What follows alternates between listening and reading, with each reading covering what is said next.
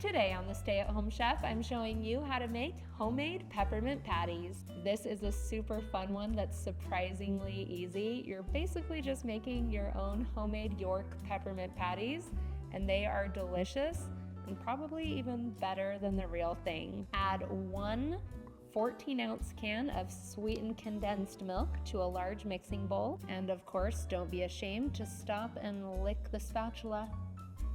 Then you're going to add in 6 cups of powdered sugar, which is about the same as a 32-ounce bag, which is super convenient. Flavor this with 3 teaspoons of peppermint extract, and that's peppermint, not mint extract. Those are not the same things. And then you'll also add in half a teaspoon of vanilla extract to give it just a little boost of flavor. Then grab a hand mixer and start mixing this together. After about 30 seconds, you'll notice it takes on this crumbly form. Keep on going at a low to medium speed. After another 90 seconds to 2 minutes, it's gonna look really dry and crumbly and start to clump.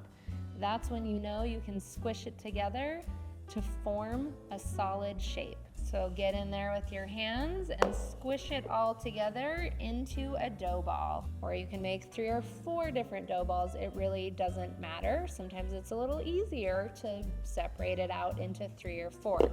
Because next we're gonna shape our little patties. You have 2 options. You can either roll the dough out into about 1/8 of an inch of thickness, and then use a small circular cookie cutter to cut out each patty. Or you can go completely free form and grab a piece, roll it into a ball, and then squish it into a patty shape. It still works, it's just a little more rustic and freestyle. Either way, you want to transfer your little patties to a parchment-lined baking sheet. Now the dough does feel like it dries out quickly, but if you just work with it a little bit, you'll get that moisture back so you can roll it out. You'll get somewhere around 48 patties, so you'll want to use 2 different pans. You could move on from here, but you're going to make your life a lot easier if you pop these patties in the fridge for about 30 minutes to firm up. Once those have firmed up, all that's left to do is dip them in melted chocolate. Today I'm going to be using chocolate melting wafers, but you could also use chocolate chips.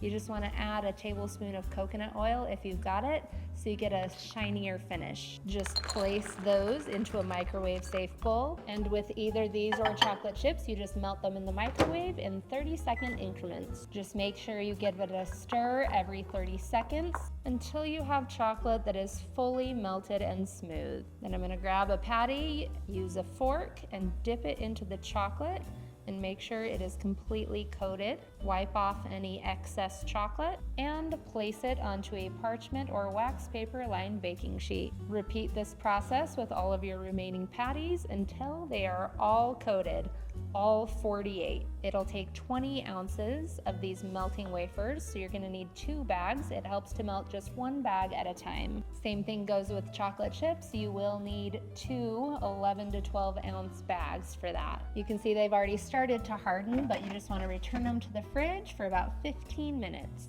Once they've fully hardened, it's time to take a bite. Even better than a York.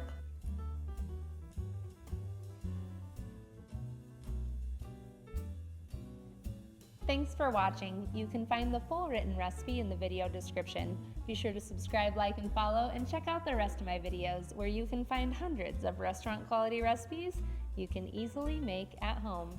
We'll see you later.